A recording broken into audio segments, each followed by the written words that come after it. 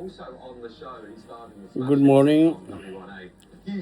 I take this opportunity of congratulating, in the first instance, the whole world for this 15 days pause or a ceasefire. And I also congratulate Mr. Donald Trump, the president of Iran, and the government of Pakistan, who undoubtedly have worked so very hard in saving the world from a total disaster.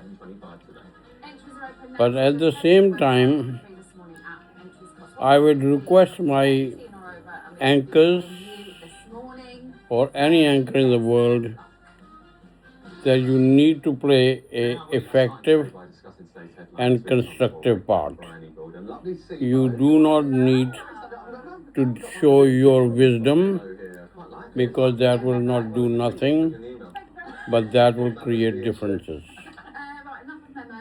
First of all, having come to a stage where you got 2 weeks ceasefire, the next step from all anchors and all newscasters and whatever, they are called, have to understand that they must not say anything which creates badwill for Mr. Donald Trump, or creates badwill for Iranians or Saudis or the Gulf states, because it is through the goodwill that this problem will be solved.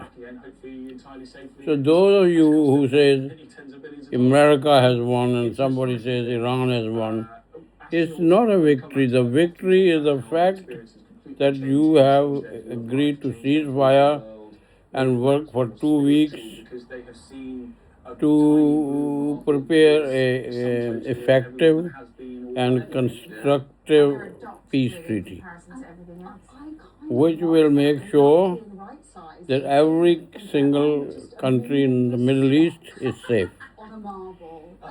In that very time, you have to see the risks here, there, and then you have to make sure that it is good for America, is good for Iran and the rest of the world.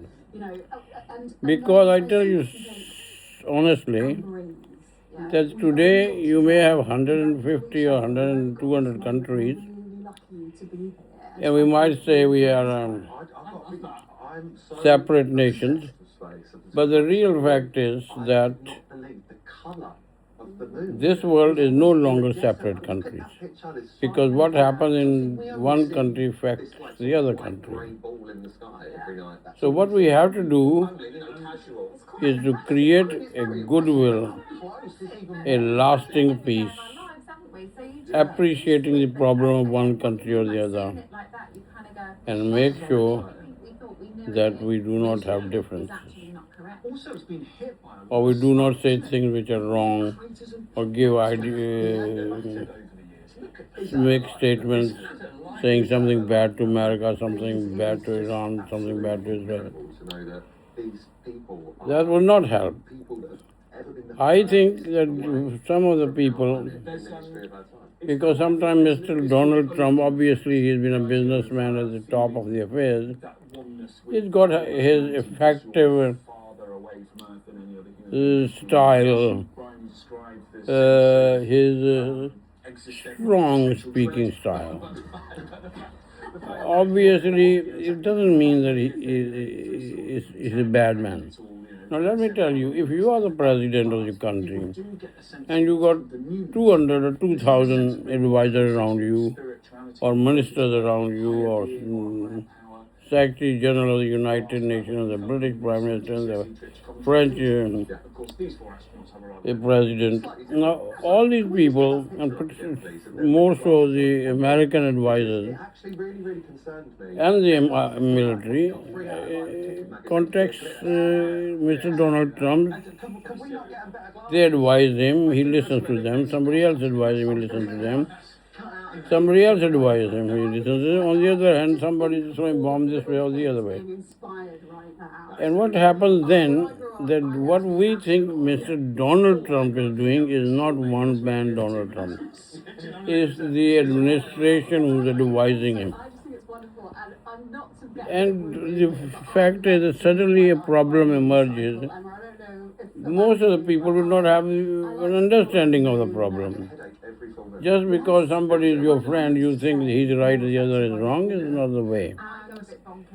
I am here saying only one thing, and that is to help the negotiations and a peace deal for the good of the whole world. There are no victories in wars. Remember that. If you have any doubt, then go in for a war and then show me this is what we want. You do not. Millions and billions and trillions of money is gone in Israel, in Iran, in other Gulf states, and even America. So now that we have had a pause, we should move with a goodwill, and that goes to every single leader in the world.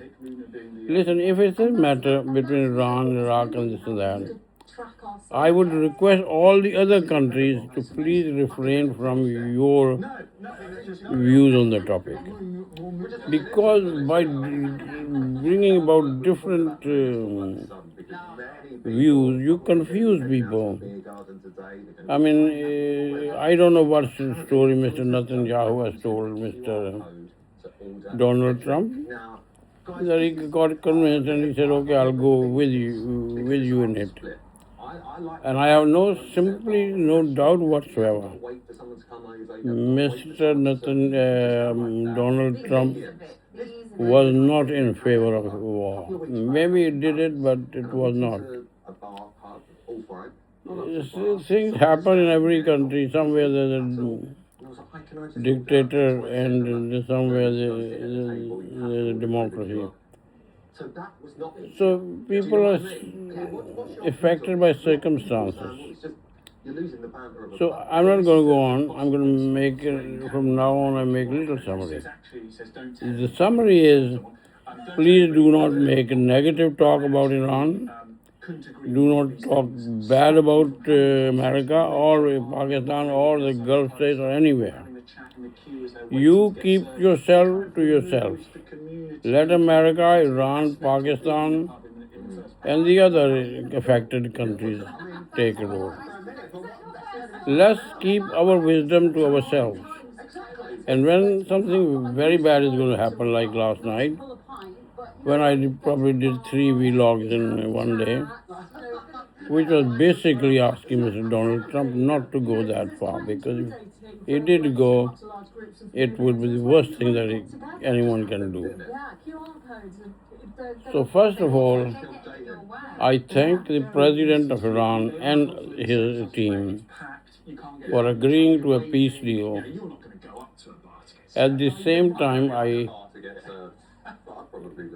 thank Mr. Donald Trump for agreeing to a ceasefire.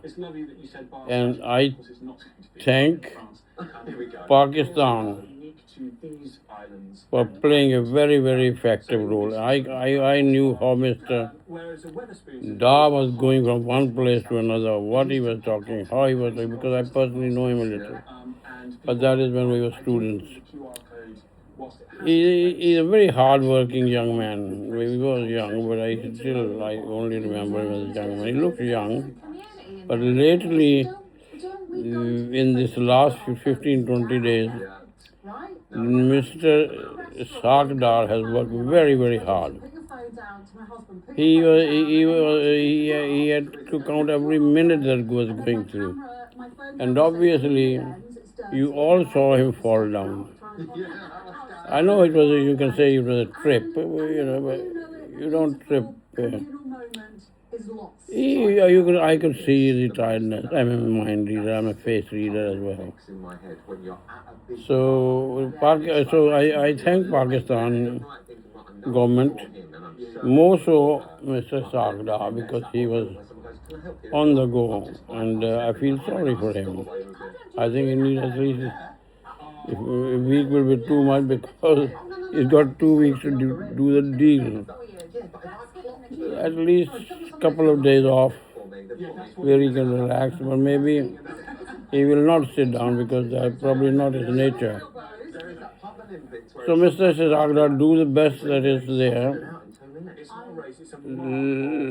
Try and remove the stress, the tension of the deal or the war from your face, from your head. Bring the talking between you and Iran into a friendly way where you greet each other, and war is not the only thing we talk. At least forgive 5, 7, 8 minutes of earlier greetings, so you're not affected from the point start you go into war or a settlement. So that this element of stress is not there when you're talking freely. Also, I will say mistakes have happened in life. In this world, sometimes it's best to forget them and start a new chapter. The Iranian government and the Iranian president have taken a very, very wise decision. I was begging for it because I wanted a goodwill between America and that. I could create something, but never mind. I think Mr. Sarkadar and the rest of the Field Marshal Munir Sahib and Shabazz Sharif Sahib, they are all playing their role so effectively that I would like them to carry on as they are. But in that, they should also create an element of goodwill within Iranians, that it is not only Mr. Donald Trump. There may have been few others. Let's forget them. Let's actually, more than an effective agreement, let it be a gesture of goodwill, friendship, and I would love to see. I know it's too early, maybe it should have been a month or two, to Mr. Donald Trump to meet the Iranian president. If they don't say sorry to each other, I will say it for them. Because my sorry, if it can make a better world, why not? So I'm finishing this with one thing and one thing alone. I'm very, very happy. I congratulate the Iranian president. I congratulate the Iranian regime, Mr. Donald Trump, even the Israelis, and the help and the work the Pakistani government has done. I'm very proud of them. I'm not a guy who looking for a post, so if I say something good about this one or that one, I get this. There's a lot God has gifted me with. More than that, there's one thing that I always have. Lots of love for human beings and prayers. And that goes for every single person, whether it is Pakistan, India, or America.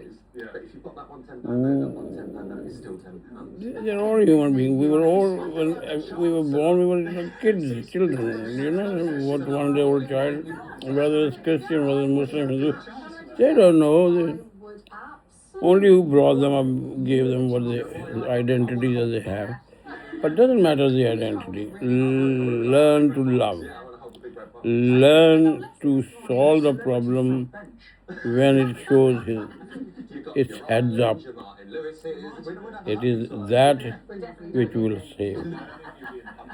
You see, I'm going to be very short. I'm trying to get things into the head of people. In Britain, there was a lot of expenditure on NHS, which still is. So the government thought if we have every 6 monthly check, and before a person gets a disease, if we can cure him, it will save us money. So they liked this, so they did, instead of 6 months, they did a yearly MOT. That's how we want to think. If we see somewhere a war emerging or violence emerging, we have to talk about it, we have to finish it.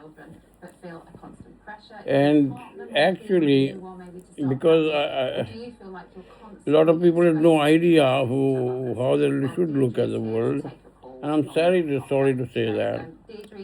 I think at the United Nations, probably in Switzerland somewhere,